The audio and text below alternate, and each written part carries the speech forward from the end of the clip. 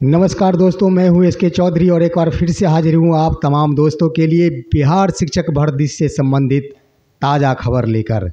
दोस्तों, बीपीएससी ने जारी किया बिहार शिक्षक भर्ती फेज 2 का नोटिफिकेशन। जी हां दोस्तों, जिससे पहले कि मैं इसे विस्तार पूर्वक विश्लेषण करूं, जिन्होंने अभी तक मेरे चैनल को सब्सक्राइब नहीं किया है वो कृपया मेरे चैनल को सब्सक्राइब कर ले। दोस्तों, आइए जानते हैं शिक्षक भर्ती फेज 2 का विश्लेषण। दोस्तों, आज तारीख 4 नवंबर 2023 को बिहार के बीपीएससी के चेयरमैन अतुल प्रसाद महोदय ने लाइव आकर यह घोषणा की कि हम तमाम अभ्यर्थियों के बेसब्री के इंतजार को पूरा करने जा रहे हैं। यानी बिहार में शिक्षक भर्ती की प्रक्रिया फेज 2 की शुरुआत 5 नवंबर 2023 से प्रारंभ करने जा रहे हैं। दोस्तों, उन्होंने लाइव आकर इन तमाम बिंदुओं के जानकारी के क्रम में बीपीएससी के ही एक पदाधिकारी द्वारा कहा गया कि कक्षा 6 से लेकर 8 तक के लिए 16,140 पदों पर आवेदन पत्र आमंत्रित किए जाएंगे। दोस्तों, ये खबर सुनते ही तमाम अभ्यर्थियों के मन में यह आशंका उत्पन्न हो गई कि आखिर बीपीएससी ये क्या घोटाले करने जा रही है, ये सीट की घोटाले। लेकिन दोस्तों, घबराने की बात नहीं है। उन्हीं अधिकारी महोदय के द्वारा एक बार फिर से लाइव आकर यह घोषणा कर दी गई है कि भूलवश उस समय सीटों की संख्या कम बता दी गई थी, जिसे 31,982 पद माना जाए। और उन्होंने लाइव आकर यह घोषणा कर दी कि सेकेंड फेज के अंतर्गत कक्षा 6 से लेकर 8 के लिए कुल 31,982 पदों पर आवेदन पत्र लिए जाएंगे। तो दोस्तों, हम आपको आश्वस्त कर दें और आप बिल्कुल सटीक निर्भय होकर शांत मन कर ये रहे कि आपके लिए कक्षा 6 से 8 के लिए 31,982 पद हैं। दोस्तों, एक और बड़ी बात बता दूं मैं कि मैंने जो भी बात अपने पिछले वीडियो के माध्यम से आप सबों के बीच प्रस्तुत किया गया था, मैंने प्रस्तुत हमारे द्वारा जो भी की गई थी वह बिल्कुल आज सत्य और सटीक साबित हुई है। बिल्कुल सही और सटीक साबित हुई है इस रूप में कि मैं बार बार कहा करता था तमाम अभ्यर्थियों को कि आप सभी को सेकेंड मेरिट लिस्ट में अवश्य निश्चित रूप से मौका मिलेगा, आप धैर्य रखें। और एक बार फिर से अतुल प्रसाद महोदय ने इन बातों को अपने मुख से लाइव आकर घोषणा कर दी कि हम आज जो भी सीटें पर आवेदन पत्र मांगने जा रहे हैं उसमें फेज 1 के सीट नहीं है। सबसे पहले हम फेज 1 के सीटों पर सेकेंड मेरिट लिस्ट जारी करेंगे और सप्लीमेंट्री रिजल्ट के माध्यम से सीट भरने के उपरांत अगर अभ्यर्थी नहीं मिलेंगे उसके बाद ही हम उन तमाम सीटों को सेकेंड फेज में जोड़ेंगे। दोस्तों, हमारी बात बिल्कुल सही निकली है और मैं तमाम अभ्यर्थियों को बार बार ये दिलासा दिला रहा था कि आप सभी धैर्य बनाकर रखें और आपके लिए सेकेंडरी मेरिट लिस्ट अवश्य जारी की जाएगी। तो एक बार फिर से उनके घर में भी दीपावली के शुभ अवसर पर दीप जलने, खुशियों के दीप जलने का अवसर आने वाली है। दोस्तों, आइए अब हम बताते हैं कि आज के लाइव में आकर किन किन पदों पर कितने पद निर्धारित किए गए हैं उसके बारे में बता दें। दोस्तों, हम आपको आश्वस्त कर दें, बिल्कुल आश्वस्त कर दें कि उनके द्वारा जो भी सीट के बारे में बताई गई थी उन्होंने अपने मुख से यह कहा था कि इसमें सीट और भी बढ़ेंगे। ये बिल्कुल सटीक नहीं है। तो दोस्तों, आज जो भी सीट बताई गई है उसमें कक्षा 6 से 8 के लिए 31,982 पद, माध्यमिक कक्षा यानी 9-10 के लिए 18,877 पद, माध्यमिक कक्षा के लिए ही विशेष अध्यापक के लिए 270 पद। दोस्तों, विशेष अध्यापक वे होते हैं माध्यमिक के लिए जो शारीरिक शिक्षक कहलाते हैं, फिजिकल टीचर कहलाते हैं। उच्च माध्यमिक कक्षा 11वीं और 12वीं के लिए 18,577 पद। और दोस्तों, पिछड़ा एवं अति पिछड़ा कल्याण विभाग के अंतर्गत आवासीय विद्यालयों में अध्यापक एवं प्रधानाध्यापक की नियुक्ति भी फेज 2 के अंतर्गत जोड़ दी गई है, जिसमें कक्षा 6 से 8 के लिए 234 पद हैं, माध्यमिक कक्षा टीजीटी के लिए 248 पद हैं और उच्च माध्यमिक कक्षा यानी पीजीटी के लिए 403 पद निर्धारित किए गए हैं। और दोस्तों हम आपको बता दें कि इन तमाम आवासीय विद्यालयों में प्रधानाध्यापक के लिए कुल 31 पद निर्धारित किए गए हैं। दोस्तों इन तमाम पदों को जोड़ दिया जाए तो कुल मिलाकर 70,622 पदों पर आवेदन पत्र ऑनलाइन 5 नवंबर 2023 से प्रारंभ कर दी जाएगी। इसकी घोषणा चेयरमैन अतुल प्रसाद महोदय के द्वारा की गई है। दोस्तों उन्होंने स्पष्ट कहा है कि आज देर रात तक नोटिफिकेशन अवश्य जारी कर दी जाएगी। तो साथियों हम आपको बता दें, आपके मन में यह शंका उत्पन्न होती होगी कि सभा के माध्यम से माननीय मुख्यमंत्री जी ने घोषणा की थी कि हम 1,20,000 शिक्षकों की बहाली सेकेंड फेज में करने जा रहे हैं, तो फिर ये 70,000 बनकर ही क्यों रुक गए। दोस्तों हम आपको बता दें कि ये सिर्फ व सिर्फ पुराने के जो नोटिफिकेशन है, पुराने नोटिफिकेशन के अंतर्गत जो नए पद हैं, बस वही नए पदों पर नोटिफिकेशन की ये बात आई है। और दोस्तों 50,000 और भी पद है जिस पर सेकेंड मेरिट लिस्ट जारी की जाएगी और वो सिर्फ व सिर्फ माध्यमिक और उच्च माध्यमिक पदों के हैं। आप ये जान लें कि प्रथम फेज के अंतर्गत 1,70,000 पदों पर बहाली की प्रक्रिया प्रारंभ हुई थी और आप सभी जानते हैं दोस्तों कि सरकार के कथनानुसार 1,20,000 पदों पर ही नियुक्ति की प्रक्रिया हुई है और नियुक्ति पत्र बांटी गई है। उसमें भी ढेर सारे वैसे अभ्यर्थी हैं जो फर्जी हैं और उन्हें अपने पद से हटाया जा रहा है। यहाँ तक कि ढेर सारे अभ्यर्थियों को नियुक्ति पत्र भी प्रदान नहीं की गई है। ऐसे अभ्यर्थियों की संख्या लगभग 20,000 हो सकती है दोस्तों। तो हम आपको बता दें कि हम 1,20,000 पद को ही गिनती करते हैं, फिर भी 50,000 पद जो बच जाते हैं वो माध्यमिक और उच्च माध्यमिक के हैं। सरकार ने यह फैसला की है कि उन तमाम पदों पर एक बार फिर से सेकेंड मेरिट लिस्ट जारी की जाएगी और उन तमाम सीटों को भरे जाएंगे। अगर अभ्यर्थी नहीं मिलते हैं तो ही उन तमाम सीटों को फेज 2 के अंतर्गत जोड़े जाएंगे। दोस्तों मैं आपको बता दूं कि वर्ष 2019 के अंतर्गत स्टेट पास अभ्यर्थियों की संख्या सीमित थी और लगभग तमाम अभ्यर्थियों की नियुक्ति हो गई है। सिर्फ व सिर्फ माध्यमिक कक्षा के अंतर्गत ही कुछ अभ्यर्थी बचे हैं जो नियुक्ति से वंचित हैं और उन्हें सेकेंड मेरिट लिस्ट के अंतर्गत निश्चित रूप से अवसर मिल जाएंगे। उच्च माध्यमिक कक्षा में वैसे भी 5% का ग्रेस देकर 32 अंक तक के वालों का नियुक्ति हो गई थी दोस्तों। तो उसमें अभ्यर्थियों की संख्या नगण्य है। लगभग वे सभी के सभी सीटें खाली रहेंगी और इसी फेज 2 के अंतर्गत जोड़ी जाएगी।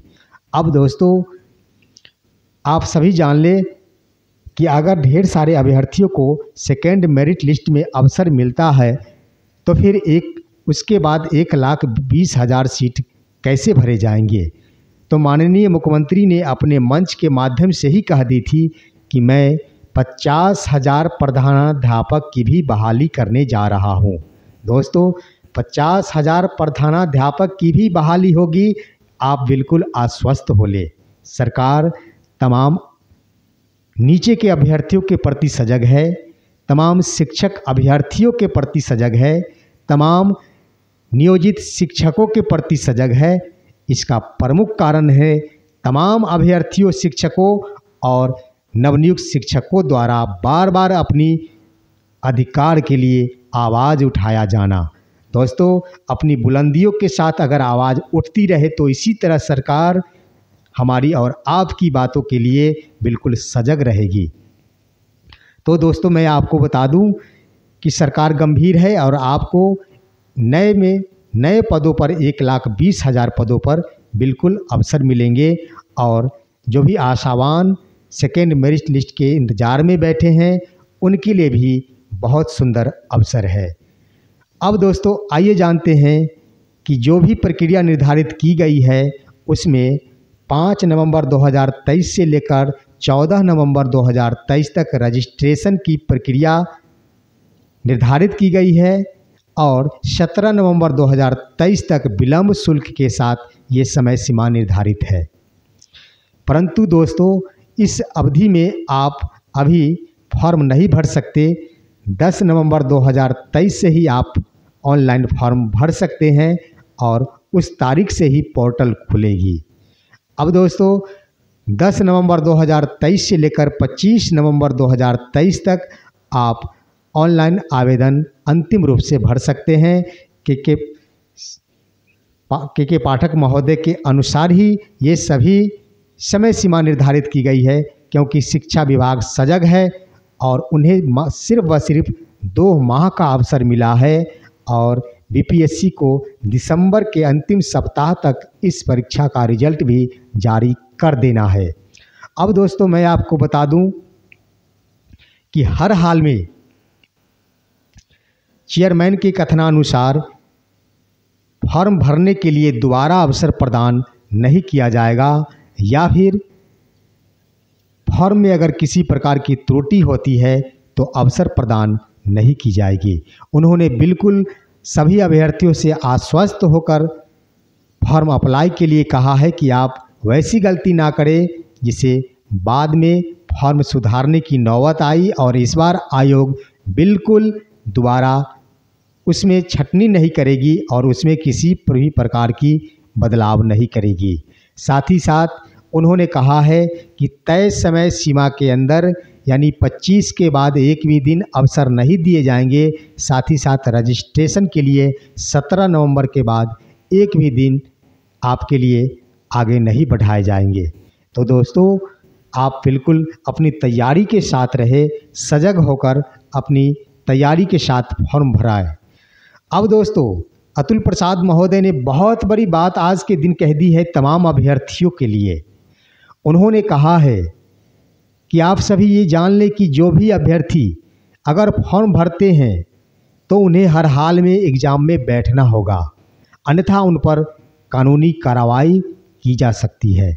ऐसा उन्होंने इसलिए कहा है कि ढेर सारे ये शिकायत उत्पन्न हुए हैं कि ढेर सारे अभ्यर्थी अपने साथ के अन्य अभ्यर्थियों को लाभ पहुंचाने के उद्देश्य से फॉर्म भरते हैं और उन्हें लाभ पहुंचाकर वे वापस हो जाते हैं, नियुक्ति पत्र नहीं लेते हैं और एक सीट नीचे के अभ्यर्थियों का वे खा जाते हैं। इसलिए बीपीएससी के चेयरमैन ने यह स्पष्ट कह दी है कि हर हाल में जो भी अभ्यर्थी फॉर्म भरते हैं उन्हें एग्ज़ाम में बैठना होगा। साथ ही साथ उन्होंने ये भी स्पष्ट कर दिया है कि अगर एक बार भरे गए फॉर्म में अगर कोई गलती हो जाती है, आप आश्वस्त हैं कि हमारे फॉर्म में ये गलतियां आ गई है, तो आप दोबारा फॉर्म भर ले। यानी किसी भी सूरत में बीपीएससी अभ्यर्थियों को अतिरिक्त अवसर नहीं प्रदान करने जा रही है। इसके साथ साथ दोस्तों उन्होंने स्पष्ट कर दिया है कि इस बार आपके पास जो भी डॉक्यूमेंट है उसी के आधार पर आप आवेदन कर सकते हैं। यानी किसी भी प्रकार के अपीयरिंग कैंडिडेट को अवसर किसी भी सूरत में प्रदान नहीं किया जाएगा। इसका भी मैं विश्लेषण कर दूं दोस्तों कि 10 नवंबर 2023 तक बीपीएससी यह देखेगी कि कितने भी अभ्यर्थियों की संख्या कितनी अभी तक हुई है जिन्होंने रजिस्ट्रेशन कर लिया है।